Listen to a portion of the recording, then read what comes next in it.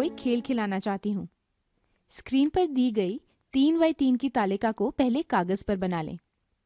अब स्क्रीन पर दिए गए 12 अंकों में से कोई 9 अंक अपनी मर्जी से तालिका के खानों में भर लें।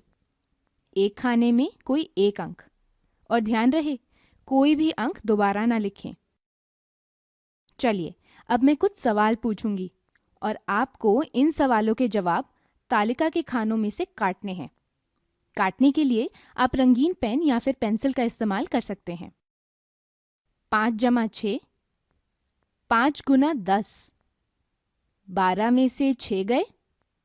मज़ा आया? इसी तरह खेल खेल में हम जान पाएंगे कि बच्चों की जमा, गुना, घटा की समझ कितनी विकसित है। नमस्ते दोस्तों, मेरा नाम ज्योति है। मिस्टर मैडम को मैंने ये बिंगो खेल गणित की जगह भाषा के नए शब्द, खासकर साइट वर्ड्स सिखाने के लिए खेलते देखा था। साइट वर्ड्स यानी दृश्य शब्द ज़्यादातर बोलचाल की भाषा में काफ़ी मात्रा में इस्तेमाल होते हैं। ये ना केवल एक खेल के तौर पर खेला जा सकता है, बल्कि शिक्षक अपने बच्चों के भाषा विकास का मूल्यांकन करने के लिए भी इसका इस्तेमाल कर सकता है।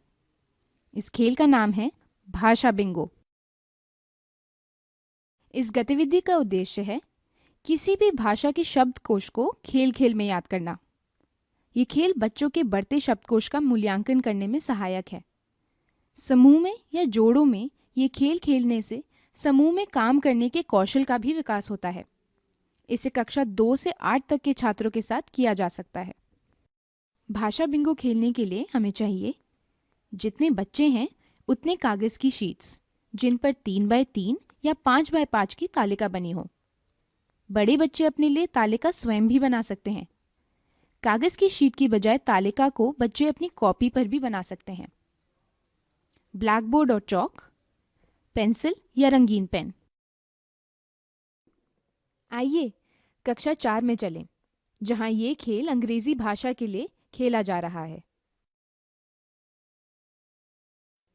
बच्चों, इस हफ्ते सीखे गए 12 शब्द मैंने बोर्ड पर लिखे हैं।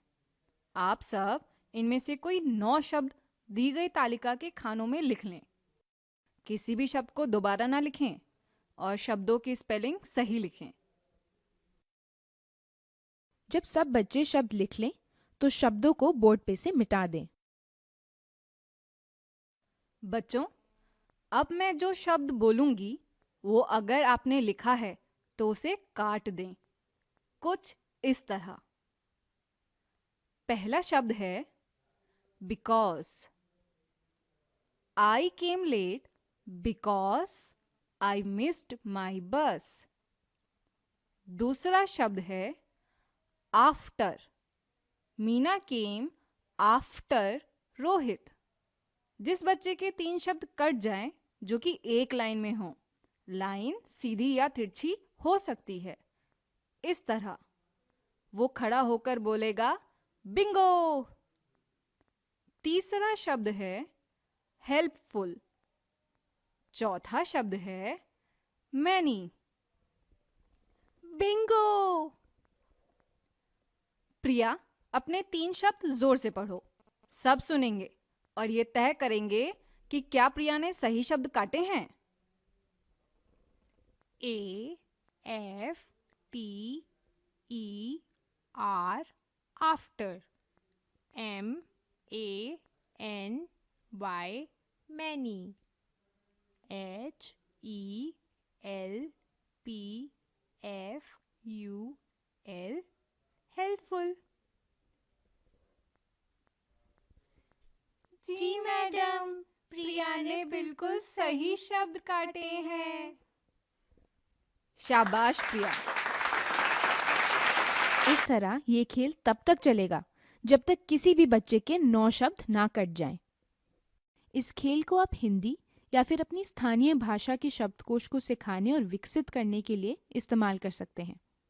शब्दों के साथ उस शब्द का प्रयोग वाक्य में करने से शब्द का मतलब भी याद रहता है।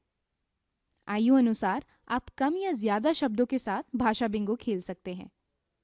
कक्षा 1 और 2 के लिए आप चाहे तो तालिका में शब्द पहले से ही लिखकर दे सकते हैं। आप चाहे तो तालिका प्रिंट भी करवा सकते हैं। आप नए और कम परिचित शब्दों का उपयोग करके खेल को कठिन भी बना सकते हैं।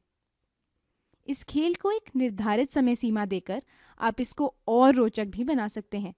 थोड़ा तेज गति से शब्दों को बोलकर आप बच्चों को खेल के प्रति और उत्साहित कर सकते हैं।